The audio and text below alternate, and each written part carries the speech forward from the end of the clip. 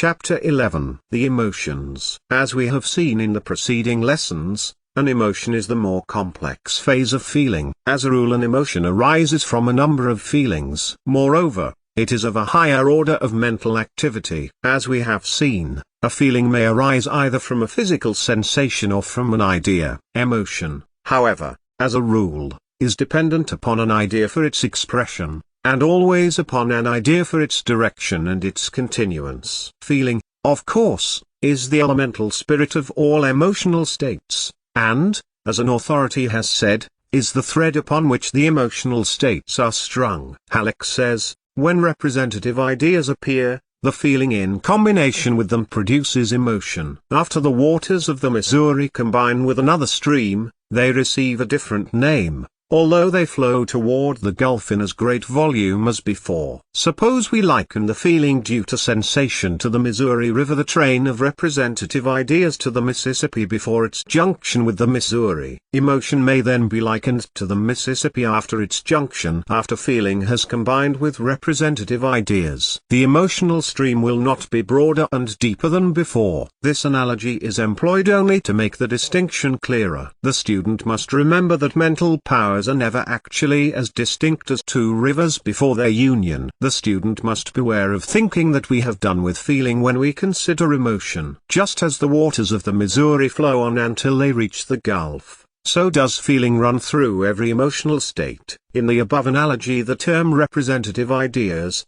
of course, means the ideas of memory and imagination as explained in previous chapters. There is a close relation between emotion and the physical expression thereof, a peculiar mutual action and reaction between the mental state and the physical action accompanying it. Psychologists are divided regarding this relation. One school holds that the physical expression follows and results from the mental state. For instance, we hear or see something, and thereupon experience the feeling or emotion of anger. This emotional feeling reacts upon the body and causes an increased heartbeat, a tight closing of the lips, a frown and lowered eyebrows, and clenched fists. Or we may perceive something which causes the feeling or emotion of fear, which reacts upon the body and produces pallor, raising of the hair, dropping of the jaw, opening of the eyelids, trembling of the legs, etc. According to this school, and the popular idea, the mental state precedes and causes the physical expression. But another school of psychology,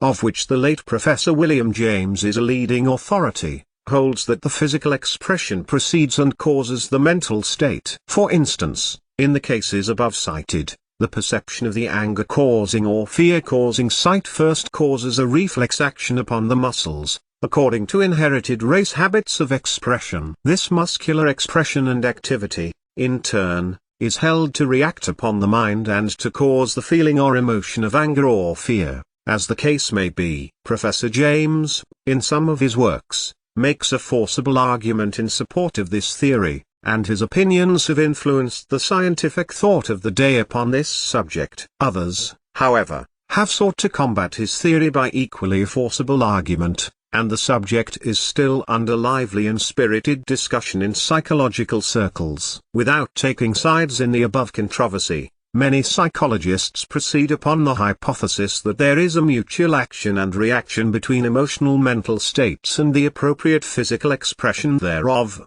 each in a measure being the cause of the other, and each likewise being the effect of the other. For instance, in the cases above cited, the perception of the anger-producing or fear-producing sight causes, almost or quite simultaneously, the emotional mental state of anger or fear, as the case may be, and the physical expression thereof. Then rapidly ensues a series of mental and physical reactions. The mental state acts upon the physical expression and intensifies it. The physical expression in turn reacts upon the mental state and induces a more intense degree of the emotional feeling, and so on, until the mental state and physical expression reach their highest point and then begin to subside from exhaustion of energy. This middle ground conception meets all the requirements of the facts, and is probably more nearly correct than either extreme theory. Darwin, in his classic work, The Expression of the Emotions in Man and Animals, has thrown a great light on the subject of the expression of emotion in physical motions. The Florentine scientist,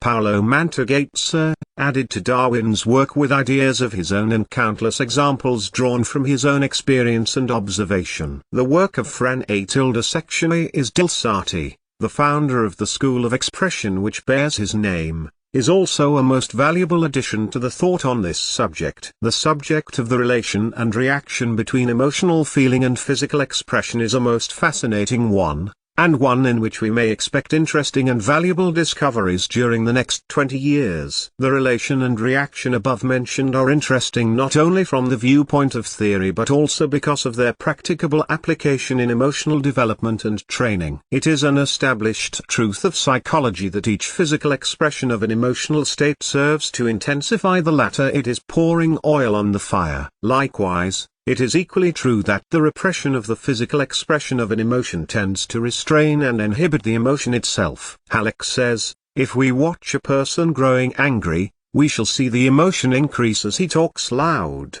frowns deeply, clenches his fist, and gesticulates wildly. Each expression of his passion is reflected back upon the original anger and adds fuel to the fire. If he resolutely inhibits the muscular expressions of his anger, it will not attain great intensity, and it will soon die a quiet death. Not without reason are those persons called cold-blooded who habitually restrain as far as possible the expression of their emotion, who never frown or throw any feeling into their tones, even when a wrong inflicted upon someone demands aggressive measures. There is here no wave of bodily expression to flow back and augment the emotional state. In this connection we call your attention to the familiar and oft-quoted passage from the works of Professor William James, refuse to express a passion and it dies. Count 10 before venting your anger and its occasion seems ridiculous. Whistling to keep up courage is no mere figure of speech. On the other hand, sit all day in a moping posture, sigh and reply to everything with a dismal voice, and your melancholy lingers. There is no more valuable precept in moral education than this, as all who have experience know. If we wish to conquer undesirable emotional tendencies in ourselves, we must assiduously, and in the first instance cold-bloodedly, go through the outward movements of those contrary dispositions which we prefer to cultivate. Smooth the brow, brighten the eye, contract the dorsal rather than the ventral aspect of the frame, and speak in a major key, and your heart must be frigid indeed if it does not gradually thaw. Along the same lines Halleck says, actors have frequently testified to the fact that emotion will arise if they go through the appropriate muscular movements. In talking to a character on the stage, if they clench the fists and frown, they often find themselves becoming really angry. If they start with counterfeit laughter, they find themselves growing cheerful. A German professor says that he cannot walk with a schoolgirl's mincing step and air without feeling frivolous. The wise student will acquire a great control over his emotional nature if he will reread and study the above statements and quotations until he has grasped their spirit and essence. In those few lines he is given a philosophy of self-control and self-mastery that will be worth much to him if he will but apply it in practice. Patience, perseverance, practice, and will are acquired, but the reward is great. Even to those who have not the persistency to apply this truth fully, there will be a partial reward if they will use it to the extent of restraining so far as possible any undue physical expression of undesirable emotional excitement. Some writers seem to regard capacity for great emotional excitement and expression as a mark of a rich and full character or noble soul. This is far from being true. While it is a fact that the cultivation of certain emotions tends to create a noble character and a full life, it is equally true that the tendency to gush and indulge in hysterical or sentimental excesses is a mark of an ill-controlled nature and a weak, rather than strong, character. Moreover, it is a fact that excess in emotional excitement and expression tends toward the dissipation of the finer and nobler feelings which otherwise would seek an outlet in actual doing and practical action. In the language of the old Scotch engineer in the story, they are like the old locomotive which spends much steam at the wassail that she hae nane left to gae by. Emotional excitement and expression are largely dependent upon habit and indulgence, although there is a great difference, of course, in the emotional nature and tendencies of various persons. Emotions, like physical actions or intellectual processes, become habitual by repetition. And habit renders all physical or mental actions easy of repetition. Each time one manifests anger, the deeper the mental path is made, and the easier it is to travel that path the next time. In the same way, each time that anger is conquered and inhibited, the easier will it be to restrain it the next time. In the same way, desirable habits of emotion and expression may be formed. Another point in the cultivation, training, and restraint of the emotions is that which has to do with the control of the ideas which we allow to come into the mind. Ideative habits may be formed, are formed, in fact, by the majority of persons. We may cultivate the habit of looking on the bright side of things, of looking for the best in those we meet, of expecting the best things instead of the worst, by resolutely refusing to give welcome to ideas calculated to arouse certain emotions, feelings, passions, desires, sentiments, or similar mental states. We may do much to prevent the arousing of the emotion itself. Emotions usually are called forth by some idea, and if we shut out the idea, we may prevent the emotional feeling from appearing. In this connection, the universal rule of psychology may be applied. A mental state may be inhibited or restrained by turning the attention to the opposite mental state. The control of the attention is really the control of every mental state. We may use the will in the direction of the control of the attention, the development and direction of voluntary attention, and thus actually control every phase of mental activity. The will is nearest to the ego,